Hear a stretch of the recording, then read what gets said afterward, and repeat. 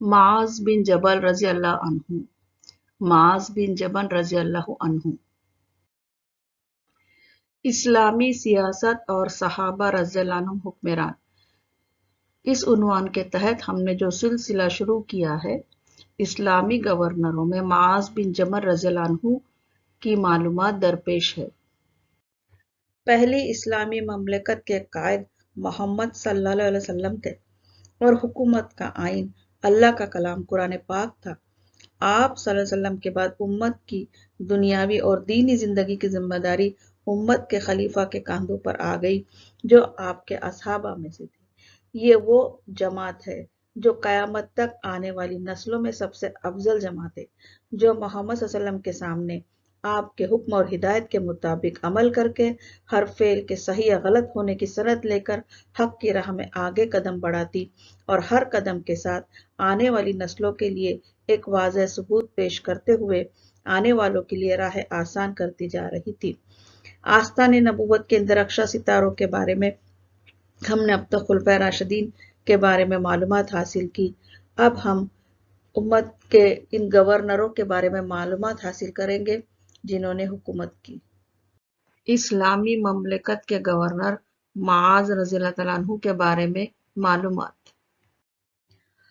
معاذ بن جبل رضی اللہ عنہ کی حالات زندگی۔ اس عنوان کے تحت پیدائش، شخصیت اور قبول اسلام کے بارے میں معلومات۔ معاذ رضی اللہ تعالیٰ عنہ کی پیدائش۔ آپ کا نام معاذ قبیلہ خزرج سے تعلق رکھتے تھے۔ آپ کی والدہ بنو رفاعہ سے تھی۔ والدہ کا نام ہند بنت سہیل تھا۔ آپ کی پیدائش نبوت کے 6 سال پہلے ہوئی۔ معاذ رضی اللہ تعالیٰ عنہ کی شخصیت۔ آپ دراز قدم، شرح کلام شخصیت کے مالک تھے۔ بہادر، نڈر، عالم، فاضل، حافظ قرآن، حاکم، سفیر، محدث و جلیل قدر صحابی میں آپ کا شمار ہوتا تھا۔ معاذ رضی اللہ تعالیٰ عنہ نے 16 سال کی عمر میں مصعب بن عمیر رضی اللہ تعالیٰ عنہ کی دعوت پر اسلام قبول کیا تھا۔ پھر آپ ان کے ہمراہ مکے میں آ کر محمد صلی اللہ علیہ وسلم کے دست مبارک پر بیعت کی۔ اسلام لانے کے بعد آپ کا سارا وقت دین سیکھنے اور قرآن کا علم سیکھنے میں صرف ہوا۔ معاذ رضی اللہ تعالیٰ عنہ قرآن و حدیث کا علم سیکھنے میں مصروف ہوئے، ساتھ ساتھ آپ دین کی دعوت کا کام بھی مدینہ کے اطراف میں مدینے میں کر رہے تھے۔ معاذ رضی اللہ تعالیٰ عنہ بحیثیت بت شکن۔ آپ رضی اللہ تعالیٰ عنہ اپنے دوستوں کے ساتھ مل کر مدینے میں موجودہ گھروں میں بتوں کو توڑنے کا کام انجام دیتے تھے۔ بنو سلمہ کے سردار عمرو بن جموح کو آپ نے دعوت دی، بت پرستی سے روکنے کی کوشش کی مگر وہ نہ مانا۔ پھر آپ اور آپ کے دوستوں نے مل کر اس کے بت کا وہ حال کیا کہ سردار شرمندہ ہوا اور پھر بعد میں وہ مسلمان ہوا۔ ہجرت کے بعد مدینے میں آ کر محمد صلی اللہ علیہ وسلم نے انصار اور مہاجر صحابہ میں دینی بھائی کا رشتہ قائم کیا۔ آپ نے ایک مہاجر صحابی کو ایک انصار صحابی کا دینی بھائی قرار دے کر ان کے آپس میں رشتہ بنایا، اور آپ صلی اللہ علیہ وسلم نے فرمایا کہ میرا دینی بھائی معاذ ہے۔ آپ نے دینی بھائی کا رشتہ معاذ رضی اللہ تعالیٰ عنہ کے ساتھ جوڑا۔ اسلام لانے کے بعد دینی احکام سیکھنے کے ساتھ ساتھ آپ نے تمام جنگوں میں شرکت کی۔ جنگ بدر کے وقت آپ کی عمر صرف 20 سال کی تھی۔ آپ نے بہت ہی بہادری کے ساتھ اس جنگ میں حصہ لیا۔ محمد صلی اللہ علیہ وسلم معاذ بن جبل رضی اللہ تعالیٰ عنہ سے محبت کرتے تھے۔ اکثر وہ آپ کے شریک سفر بھی رہے۔ ایک بار آپ کے ساتھ شریک سفر تھے، تب رسول اللہ صلی اللہ علیہ وسلم نے فرمایا کہ اے معاذ، آپ نے 3 مرتبہ آپ کا نام لیا اور آپ نے تینوں مرتبہ عزت و احترام کے ساتھ کہا لبیک یا رسول اللہ صلی اللہ علیہ وسلم۔ تب آپ نے فرمایا کہ جو شخص صدقہ دل سے لا الہ الا اللہ پڑھ لیتا ہے، دوزخ اس پر حرام ہو جاتی ہے۔ معاذ رضی اللہ تعالیٰ عنہ نے عرض کیا یا رسول اللہ صلی اللہ علیہ وسلم، क्या मैं ये पैगाम लोगों को ना सुना दूं? आप सल्लल्लाहु अलैहि वसल्लम ने फरमाया, नहीं, इस तरह लोग अमल करना छोड़ देंगे। इस बुखारी शरीफ की रिवायत है।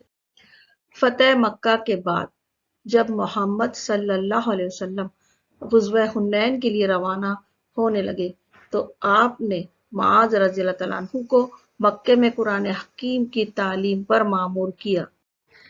मदीने में कायम होने वाली पहली इस्लामी हुकूमत में मोहम्मद सल्लल्लाहु अलैहि वसल्लम ने मुआज़ रज़ियल्लाहु अन्हु को यमन के इलाके का गवर्नर नामजद किया था। यमन 2 हिस्सों में तकसीम था। एक हिस्से पर मुआज़ बिन जबल रज़ियल्लाहु अन्हु को गवर्नर बनाया गया।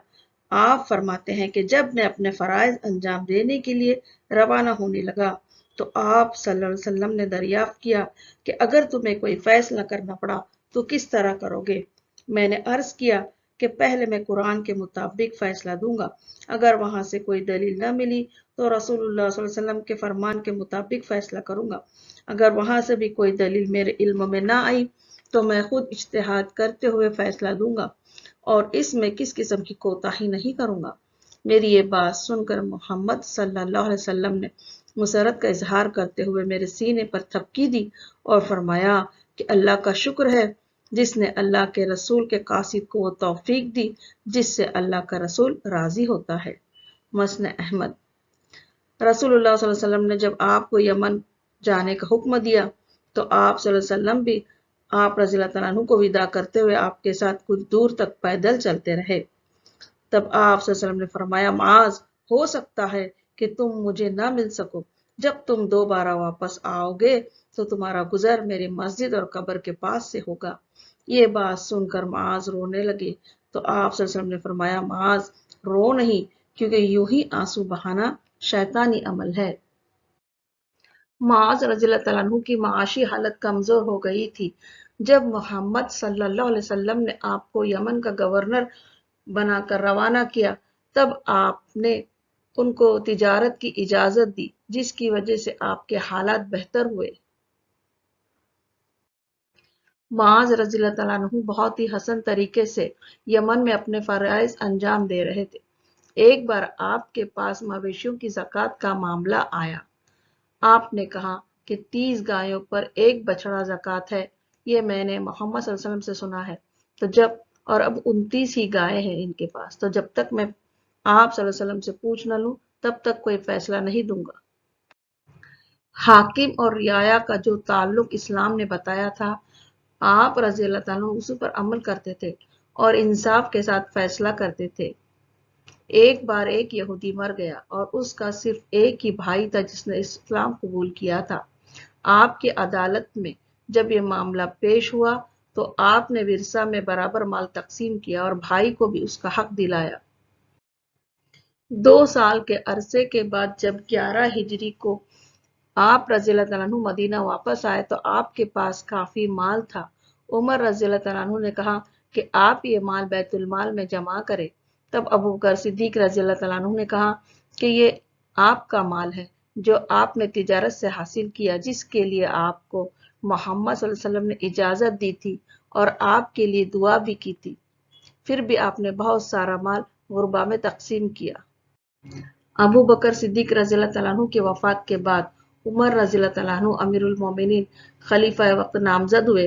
तब आपने अबू उबैदा बिन जर्राह रज़ियल्लाहु अन्हु की वफात के बाद शाम में मुआज़ रज़ियल्लाहु अन्हु को हाकिम बनाकर भेजा। इसी दौरान शाम में ताउन की वबा फैली और लोग कसरत से वफात पाने लगे। ताउन की बीमारी की लपेट में आपका सारा घराना आ गया। आप रज़ियल्लाहु अन्हु की दोनों बेटियां इसी बीमारी की लपेट में आकर इंतकाल कर गई। दोनों बहनों को एक ही कब्र में दफनाया गया। आपका बेटा अब्दुर्रहमान भी जब शिद्दत से बीमार था, आपने पूछा कि बेटा क्या महसूस कर रहे हो? बेटे ने सूरह अल इमरान की आयत पढ़कर जवाब दिया, हक है ये तेरे रब की जानिब से, तो ना हो तू शक करने वालों में। ऐसे वो लोग थे और उनके औलादे जो दीन पर कायम थे और हक पर चलते थे। 18 हिजरी का साल जब ताउन की वबा चारों तरफ फैली थी, आपका घराना भी इसी लपेट में आया था।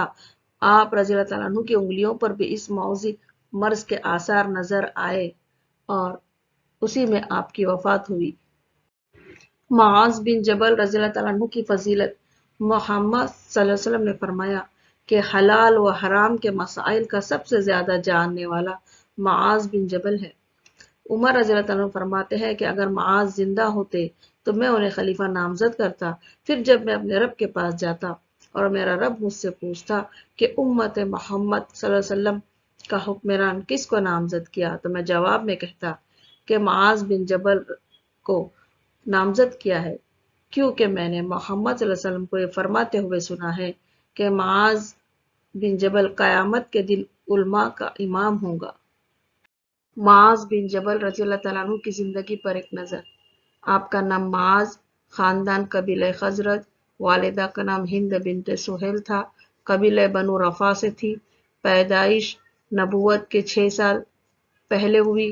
آپ بہادر، شجاعت پسند، سیاسی و علمی قابلیت رکھتے تھے۔ آپ نے 18 سال کی عمر میں مصعب بن عمیر رضی اللہ تعالیٰ عنہ کی دعوت پر اسلام قبول کیا، مدینے میں بت شکنی کی تحریک چلائی، قبیلہ بنو سلمہ کی مسجد میں امامت کی، اسلام لانے کے بعد جنگوں میں شرکت کی، مکے میں بحیثیت معلم تھے۔ 36 سال کی عمر میں 18 ہجری میں آپ کا انتقال ہوا۔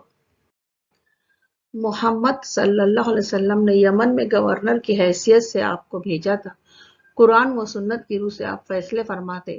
ابو بکر صدیق رضی اللہ عنہ کے دور میں یمن کے گورنر رہے۔ 11 ہجری کو اپنی مرضی سے مدینہ واپس آئے۔